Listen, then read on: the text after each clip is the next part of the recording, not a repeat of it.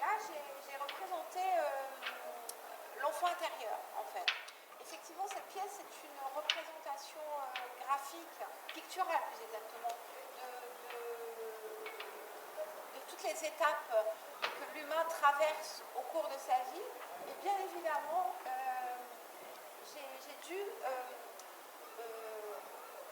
représenter de manière, on va dire, sensible et tangible la période qui pour moi est la plus importante chez un être humain, c'est son enfance. Et donc c'est cette connexion à cet enfant intérieur qui est nécessaire et qui nous guide tout au long de notre chemin de vie. Ce panneau représente un poulpe. En fait, c'est effectivement un poulpe et plus particulièrement une poulpette. Donc quand je me suis mis à dessiner cette première partie, tout de suite je me suis aperçue que dans mon trait il y avait quelque chose de très rond, de très ludique, d'assez féminin. Et c'est comme ça qu'en fait je lui ai donné de manière totalement inconsciente le nom de poulpette. Cette poulpette en fait elle est une représentation ancestrale d'un animal qui vit sous l'eau et qui est doté d'une particularité, c'est qu'il a plusieurs cerveaux. Donc pour moi, c'était des cerveaux qui sont plein de mini-cerveaux qui sont, comment on va dire, situés au niveau des ventouses, donc dans son corps en fait. Donc on pourrait imaginer que toutes ces fleurs qui sont parsemées un petit peu sur la pièce sont la représentation de ces cerveaux. Cet œil, en fait, c'est une représentation graphique que j'ai volontairement posée dans cet espace parce que c'est pour moi la représentation de la protection, c'est la régénération, la vie éternelle et plus particulièrement le combat du bien contre le mal et tout simplement le bien qui l'emporte. On quitte la partie de l'enfance et qu'on arrive à l'adolescence. Donc si vous regardez bien cette partie-là, elle est dessinée avec différentes facettes, différentes couleurs. Et je me suis aperçue après, une fois qu'elle était sortie, que tout simplement c'est une représentation picturale de l'adolescence, c'est-à-dire comme un peu un crabe qui serait au-dessus de son rocher et qui est caché, il sort de temps en temps, qui re-rentre. Il a différentes facettes, un peu comme quand on se regarde dans le miroir et qu'on est face à cette mutation en fait, où un jour on a une partie de son visage qui grandit et puis donc il est là en fait, il est en observation et en mutation. Voilà, avant de choisir qui il va être vraiment. Il y a tout ce questionnement que j'ai voulu représenter. Alors ce panneau, c'est un panneau vraiment important aussi, parce que là on arrive à l'âge adulte, on est arrivé à l'âge adulte. Et donc il y a deux points importants à noter. D'abord, en fond de panneau, je ne sais pas si vous voyez, mais en fait on a un clin d'œil à la France, puisque j'ai représenté le drapeau français, bleu, blanc, rouge. Donc le drapeau français en fond, le clin d'œil à la France. Et puis si vous regardez bien cette partie, en fait ce dessin, c'est essentiellement,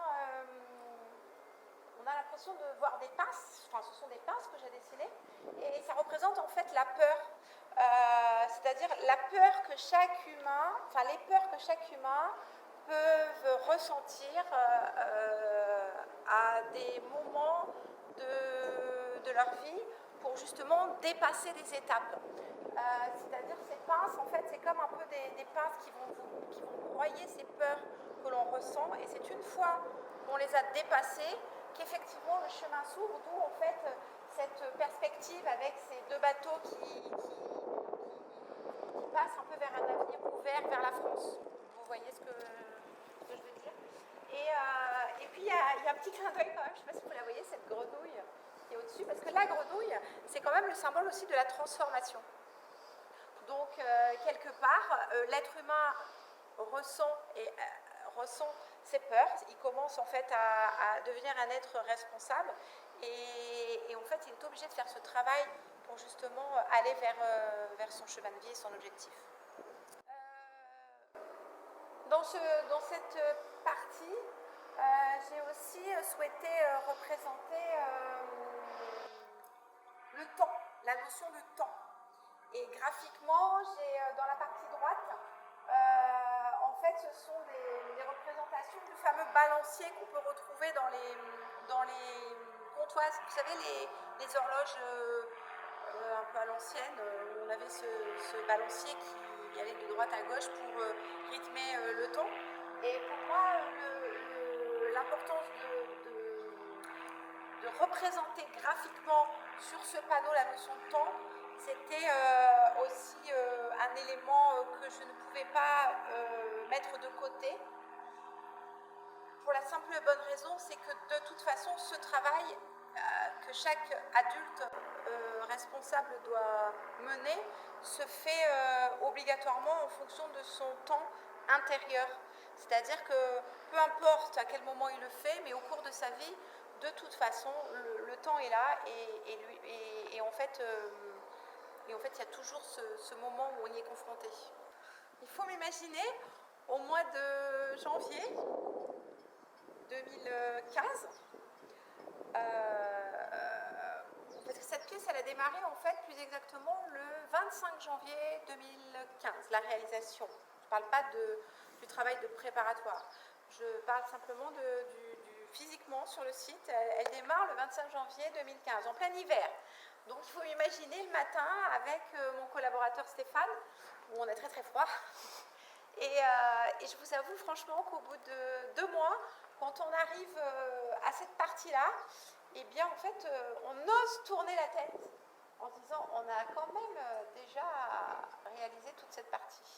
Voilà, ça c'est important. Donc pourquoi je vous dis ça? Parce que c'est aussi important de partager les choses, vraiment les expériences vivantes de ce qu'on a vécu sur ce port. Avec la rencontre, avec les gens qui nous ont posé des questions, et pourquoi on faisait ça, et qu'est-ce que c'était, etc. Mais il faut se mettre aussi dans la peau de l'artiste, donc moi-même, qui réalise une pièce et qui ne sait pas encore ce qu'elle fait. Quand je dis elle ne sait pas ce qu'elle fait, ça ne veut pas dire que je ne sais pas ce que je dessine. C'est que je n'ai pas encore tout compris dans l'interprétation. Donc aujourd'hui, quelques années plus tard, je peux affirmer, parce que j'ai cette certitude de ce chemin qui est accompli.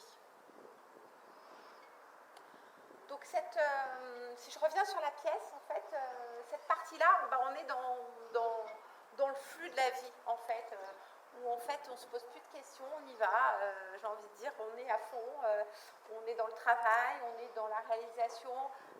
D'ailleurs, on a ce bateau-là, on a pris sa vitesse de croisière, elle est un peu rapide, hein, si j'ai remarqué, parce qu'il y a quelques clins d'œil, la mer, la fumée, on pourrait même imaginer un TGV là, ou une locomotive. En fait, on est la locomotive, on est en fait, on a les rênes de sa vie et on y va, quoi. On est tête baissée et en fait, on a choisi une direction et on y va. Voilà.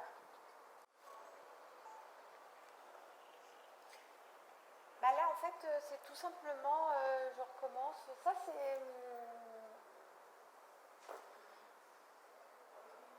ça c'est une partie en fait délicate qui représente la rupture, en fait, tout simplement. C'est la rupture avant le choc. Ça veut dire ce moment où en fait ça passe plus et en fait on ne peut plus faire. On peut plus faire, c'est la rupture. Et avant la partie en fin de compte qui suit, qui est une représentation en fait de la sagesse. C'est ces questions que vous êtes obligé de vous poser pour mettre en route un changement dans la vie. Parce qu'en fait, il y a quelque chose qui se passe et qui fait que vous êtes tenu de réfléchir différemment et de changer les cartes du jeu. Et c'est un petit garçon qui travaille avec sa maîtresse. Chaque semaine, l'enfant doit raconter ce qui se passe en dehors de l'école. Et donc lui, il est venu en vacances. En fait, il me demande en fin de compte de se prendre en photo avec lui parce qu'il a un doudou qui représente exactement ce que j'ai dessiné, c'est-à-dire une chouette. Et donc, je me mets à rire parce que je me dis, incroyable en fait, ce petit garçon, c'est comme si il arrive, on fait une photo, je m'en souviens très bien, où je l'ai à côté de moi avec son doudou, exactement la représentation de ma chouette, et il me dit, t'as vu, moi j'ai exactement le même que toi, mais moi le mien il est vrai. Et d'un coup, je comprends en fait qu'il me ramène à la première partie de la pièce sur l'enfant intérieur.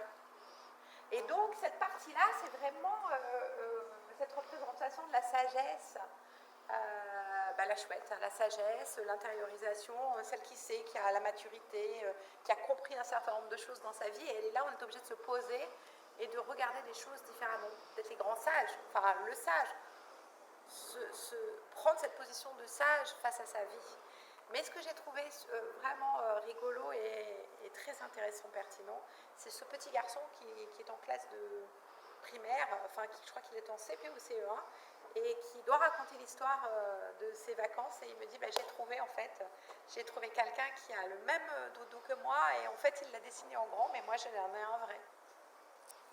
Donc en fait là je pense qu'on est tout simplement dans une partie...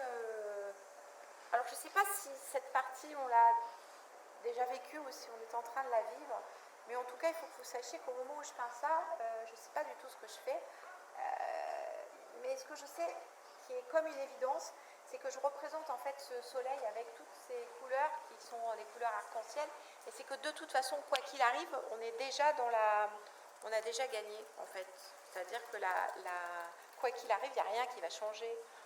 Le ciel est toujours là, le soleil est toujours là, la nature est magnifique, et en fait on a déjà gagné. Donc cette partie bleue, qui est un peu comme une aile, en fait, comme un peu, on est sous une aile, c'est un peu, pour moi c'est plus la partie, c'est long, c'est pas douloureux, mais c'est long, c'est triste. C'est comme une période triste, un peu comme une gestation.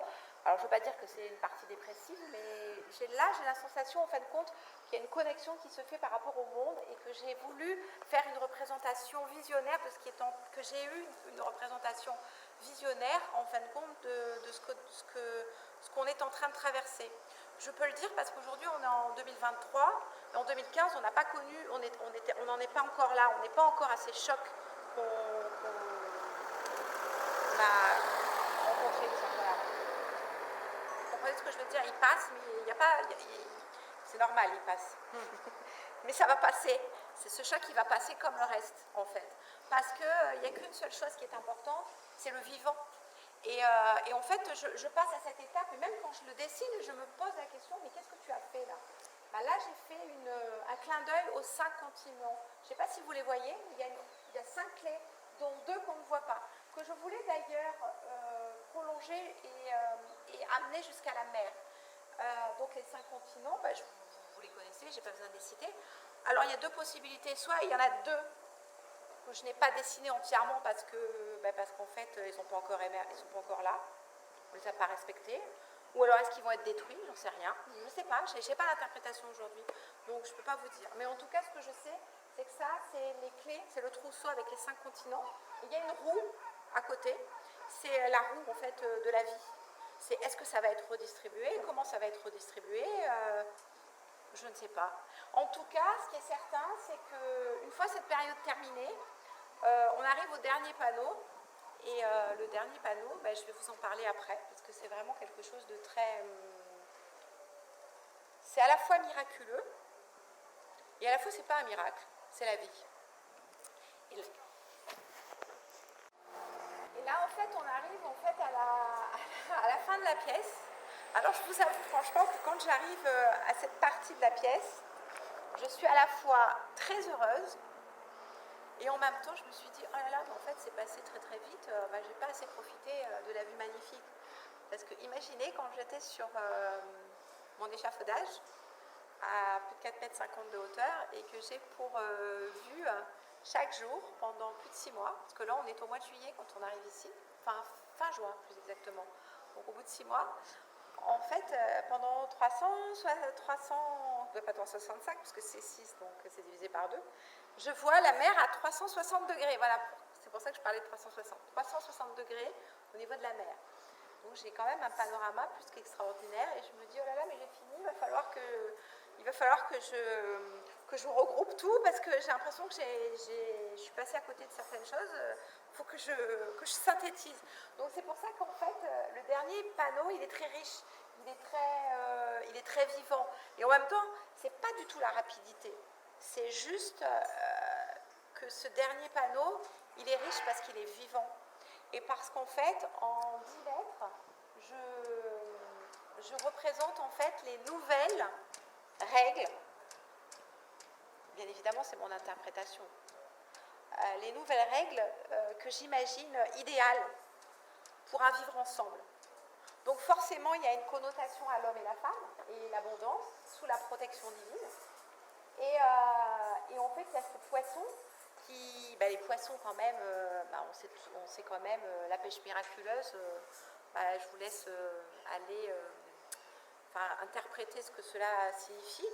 Et puis ces deux personnages oranges qui sont au centre, donc il y en a un qui est l'homme et l'autre qui est la femme qui apporte ses poissons dans le foyer, et cet homme qui tient en fin de compte des ronds avec ma bouche, en fait, le sigle en fin de compte de ma signature, une partie de ma signature.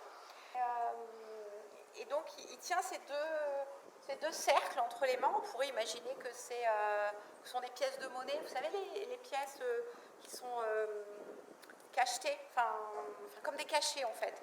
Et pour moi en fait c'est une représentation d'une nouvelle monnaie. Et cette nouvelle monnaie c'est l'amour, parce qu'en fait elle a la capacité de se développer. Plus on donne, plus on reçoit. Et inversement. Et j'ai envie quand même de finir avec une note peut-être, comment on va dire, très personnelle. Et qui va peut-être aussi rassurer certains qui sont dans une démarche artistique. C'est qu'en fait, pour tout vous dire, en fait ma pièce elle commence ici. Et matériellement, physiquement, j'ai dû la démarrer tout au bout, là, des 185 mètres. Mais ce petit oiseau que j'ai représenté ici, c'est une mouette en fait. Et je vais vous raconter l'anecdote. C'est le jour où j'ai commencé la pièce. J'étais avec mon assistant Stéphane Nietzsche et j'ai déroulé en fait la maquette, enfin en tout cas les ébauches que j'avais faites. Et est arrivé en fait, je m'en souviens très bien, une mouette qui est arrivée et s'est posée sur la maquette. Et donc on s'est mis à rire et il m'a dit écoute, apparemment il y a quelque chose à nous dire. J'ai dit oui. Et donc je me suis dit tiens, en fait, donc je l'ai représenté. Et vous voyez à côté de cette mouette, il y a un petit encrier en fait avec des plumes. Enfin je ne sais pas si vous le voyez avec l'œil. Et en fait c'est un peu comme quelqu'un qui raconte une histoire. Et finalement, cet oiseau m'a donné la possibilité de me dire, je raconte une histoire. Et finalement, les histoires, en fait, souvent, on connaît la fin. Donc en fait, on connaît la fin et on est obligé de remonter, en fait, en sens inverse, à l'origine, pour justement pouvoir, après, passer à la réalisation ou de l'écriture ou picturale, pour justement donner à lire